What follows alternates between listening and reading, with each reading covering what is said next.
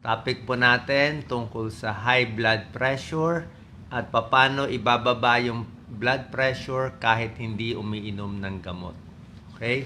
Una-una, magbibigay muna tayo konting disclaimer. Siyempre, pag yung blood pressure nyo sobra taas, let's say talagang severe, 180, 100, kailangan nyo na ng gamot. Kung talagang may komplikasyon na, may sakit na sa puso, heart failure, o merong komplikasyon na, malamang kailangan nyo na ng gamot. Pero kung ang high blood nyo ay nag-uumpisa pa lang, mild lang, hindi naman ganun kataas. Palagay natin 140/90 o lampas lang konti, wala kang sintomas, pwede natin itry itong 14 home remedies at malay natin baka makuha na dito sa 14 home remedies. Mabawasan yung gamot nyo at least o baka later on matanggal pa yung gamot. Depende po. Okay?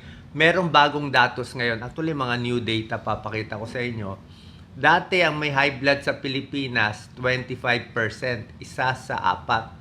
Pero ngayon, base sa bagong pag-aaral, umabot na ng 37%. Sumobra pa dami. Mas dumami pa yung high blood from 25 to 37%. At konti lang ang blood pressure na controlled. Kasi nga, wala rin naman makuhang libreng check-up, wala rin makuhang libreng maintenance na medicine, di lahat nakakakuha, kaya hindi makontrol ang blood pressure. So, pag hindi na rin makabili ng maintenance medicine, kahit mura itong mga maintenance natin, try nyo tong 14 home remedies. Okay? Number 1 out of 14, kailangan maglakad-lakad kahit 30 minutes every day. Minimum yan. 30 minutes every day ang paglalakad, pwedeng bumaba ang blood pressure mo. Mas lalakas ang puso, mas maganda yung pumping, mas efficient. Baga sa kotse, mas pinapaandar mo yung kotse, mas gumagana yung kotse, mas hindi siya magasto sa gasolina. Parang gano'n. Kung mapapahaba mo pa yung exercise mo, lampas 30 minutes. Kung kaya mo 45 minutes, mas mabilis ang lakad, mas maganda pa. Number 2, yung alat talaga babawasan. Reduce sodium intake. Anong ibig sabihin ng reduce sodium intake? Diba lagi ko sinasabi sa inyo, bawasan yung patis, toyo, yung mga fast foods, mga french fries, maalat lahat yan Kahit yung mga fried chicken na maraming breadings, maalat yan. Meron po kasing issue sa sodium. Ito yung issue dyan. Lalaliman natin. Meron tinatawag na salt sensitivity. Okay? May mga lahi, may mga tao na sa dugo nila, sensitive sila sa salt. May pag-aaral nga pag sensitive ka sa salt, mga 50%. 50% na may high blood. Alam ko sa Pilipino, maraming sensitive sa salt. Ibig sabihin, pag maraming alat kinakain, naha-high blood sila. Pero may ibang tao, kahit kumain na maraming maalat, baliwala. So, hindi natin alam kung saan kayo papatak dito. Pero may tao, pag sensitive ka sa salt, genetic to, pag binawasan mo yung salt mo, bababa yung blood pressure mo dramatically. Okay? Kaya iwas sa pagkain sa labas, sobra kasi alat. Tapos, imbis na, minsan mahilig tayo sa toyo, patis, like sa mga sinigang o nilaga. Pag sa nilagang baka o baboy, lagay nyo na lang suka o lagay nyo kalamansi. Minsan kalamansi nilalagay ko. Kalamansi, lemon, suka o mga herbs o hot sauce na lang. Yung iba na lang herbs gamitin mo para hindi alat. Okay? Yung mahilig sa betchin, bawasan na rin natin betchin. Kasi betchin, sodium din siya monosodium glutamate Diba? MSG din siya. So, posible din siya maka-contribute sa high blood. So, reduce sodium intake sa restaurant food and processed food. Subukan nyo, bababa blood pressure nyo. Dalawa na yan. Pangatlo, sa alak. Okay? May konting pag-aaral na yung konting alak, baka daw may tulong sa puso. Pero pag nasobrahan mo naman yung alak, marami ng negative effects. Okay? Actually, sa mga pag-aaral, kahit konting alak, pwede makataas ng blood pressure. Tsaka yung alcohol, maraming calories din yun. Isang beer, maraming calories. Para kumain ka na ng 3/4 cups of rice. So, Pag maraming beer, maraming wine, tataba din. Mas overweight, mas high blood. Pag kayo overweight ng 20 pounds, lampas kayo 20 pounds sa tamang timbang mo, ang blood pressure tataas ng mga 10 up to 20 points. O mamaya, tip natin, lose weight. So, drink less alcohol. O kung pwede, tigil na lang. Number 4, ito hindi nyo alam. Pampababa ng blood pressure, di ba sinabi ko sa inyo, bawas asin. Kasi maraming asin, nakaka-high blood. Ang dadamihan yung kakainin, potassium-rich foods. Kasi potassium and sodium, magkakontra yan eh. Pag marami kang sodium kinain, high blood. Pero pag marami kang potassium-rich foods kinain, bababa yung blood pressure mo. At least hindi siya tataas o makakababa. Kasi kontra yan dalawang yan. Pag marami kang potassium, lalabas ang sodium sa katawan. Ano potassium-rich foods? Siyempre, saging, potassium-rich foods. Prutas, gulay, green leafy vegetables, kamatis, lahat yan potassium. Prutas, melon, saging, avocado, orange, lahat yan. Potassium meron din sa tuna, sa isda, sa nuts, seeds, and beans. Ito mga healthy foods, potassium rich. Pero basically, saging, patatas pwede, pero hindi yung hindi french fries, patatas na mga baked potato o sinasama sa mechado o sa ulam, sa nilaga, di ba may patatas. Mas okay yun. Number 5, kape. Okay, may issue dito sa kape Tulad ng asin, itong number 5, mga bagong pag-aaral to kinakwento ko sa inyo. May taong sensitive sa kape, sa caffeine. May tao, like uminom lang siya ng 2 cups ng brewed coffee, ganyan, manginginig na. Ha-high blood din na siya, tataas na blood pressure niya.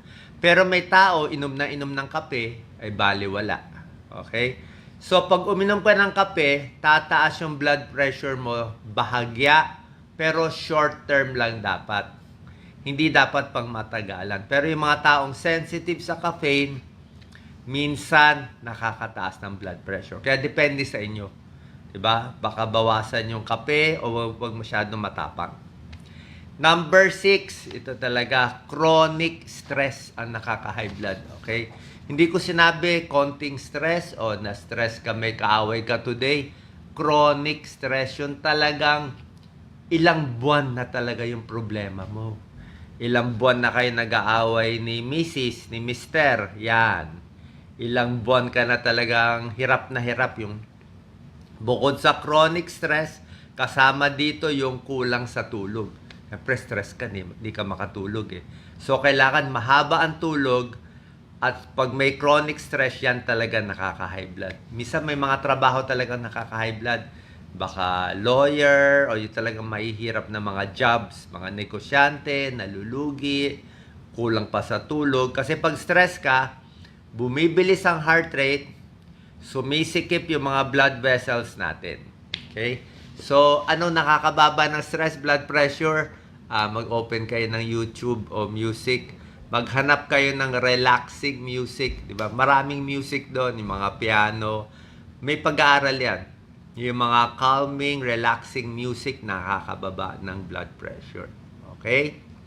At another tip, pang iwas sa chronic stress, baka magalit kayo dito sa tip ko, bawas trabaho. Okay?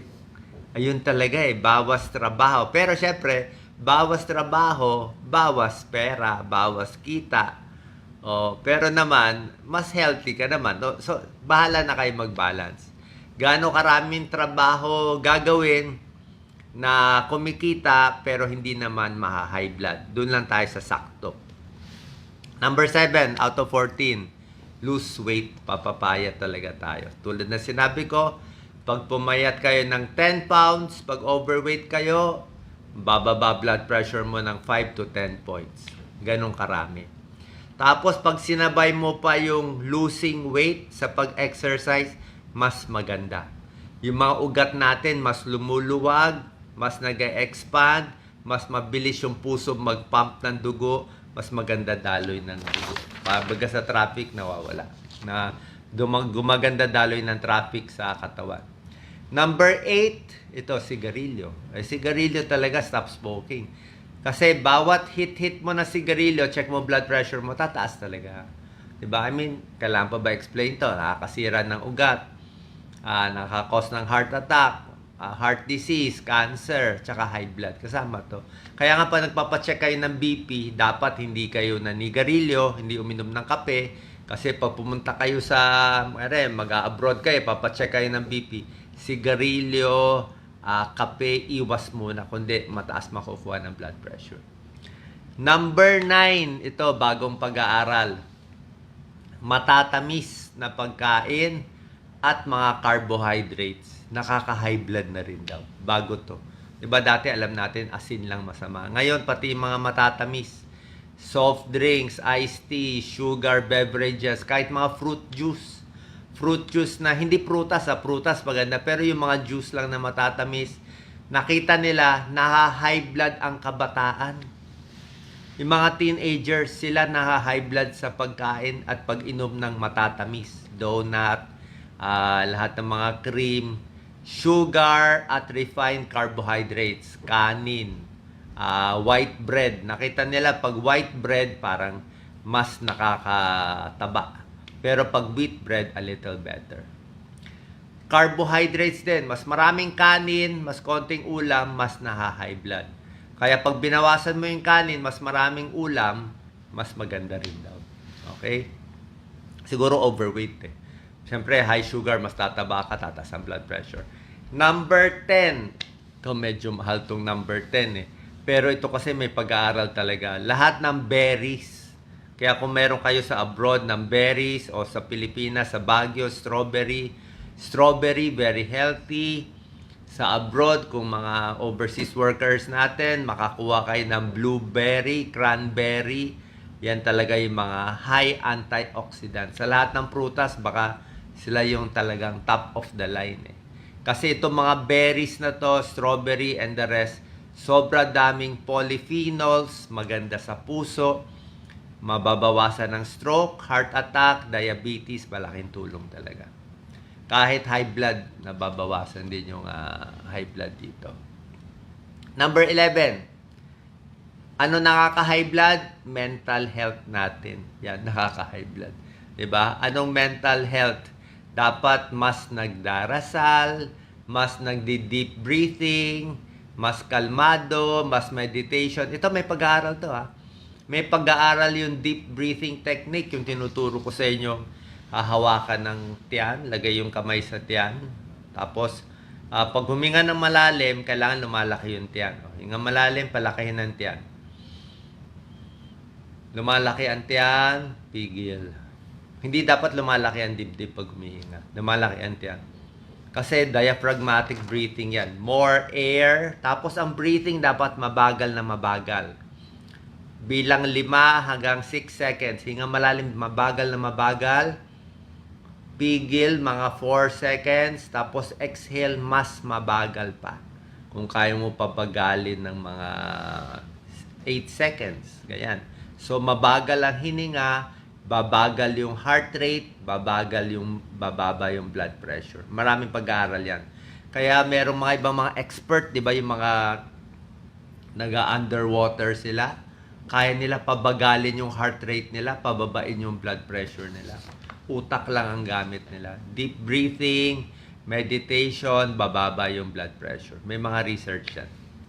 Number 12, calcium-rich foods. Okay? Bukod sa potassium-rich foods, yung mga may calcium maganda rin. Kasi may pag-aaral na, hindi pa naman ganun ka-clear to, pero yung mga low calcium, mababa sa calcium, mas na high blood. So, ano mga calcium-rich foods? Siyempre, may mga isda na may calcium, low-fat milk, yogurt, tokwa, sardinas. May mga gulay din, mga green leafy vegetables, may calcium, di ba? So, ito mga calcium-rich foods, pwede. Calcium supplement, pwede naman. Okay? Pwede naman. Kaya lang yung calcium supplement, may pros and cons eh. Siguro, ako, uminom ako ng calcium supplement, pero hindi everyday. Siguro mga twice a week, 3 times a week. Kasi may pag-aaral din, pag supplement na baka masyadong high dose, baka lang daw may side effect. So, nagiinom ako pa konti-konti lang. Pero sa babae, parang kailangan ng calcium, di ba, sa buto. Pag tumatanda, kailangan. Kaya calcium-rich foods, low-fat milk, pwede yan. Or mga yogurt, pwede rin yan. Or tofu. Number 13, bawang. Di ba? Oh, nalagay ko ba sa huli yung bawang? Bawang, di ba?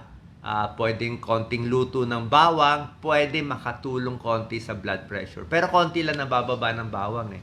Sa pag-aaral, parang 3 points lang eh. 3 to 4 lang.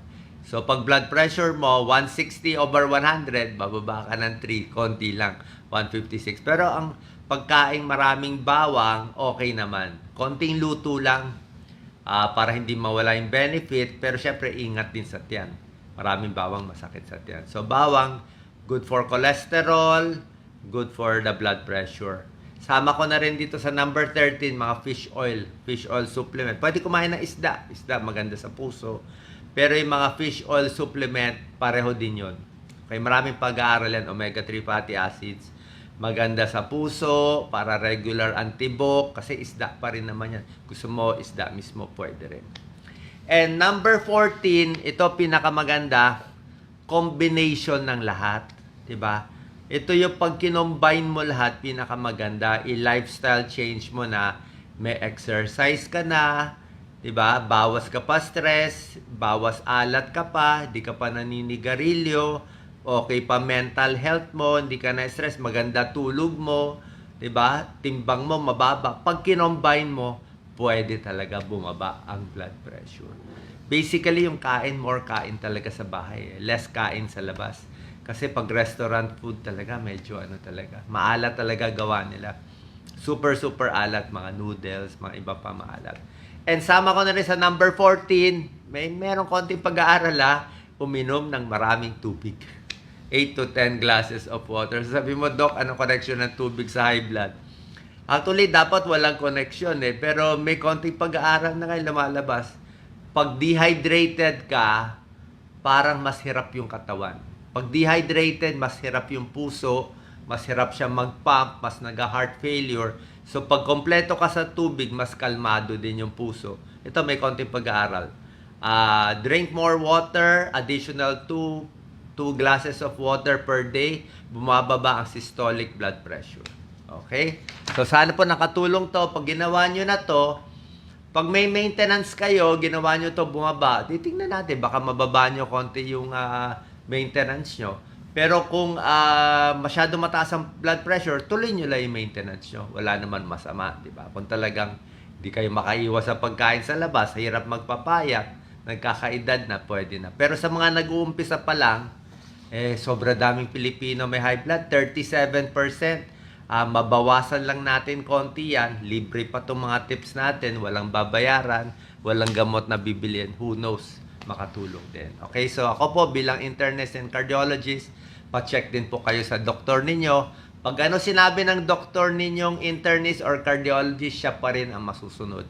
Ito mga tips ko lang naman ay dagdag tulong para mas hindi mahirapan yung doktor nyo makontrol ang iyong blood pressure. Salamat po.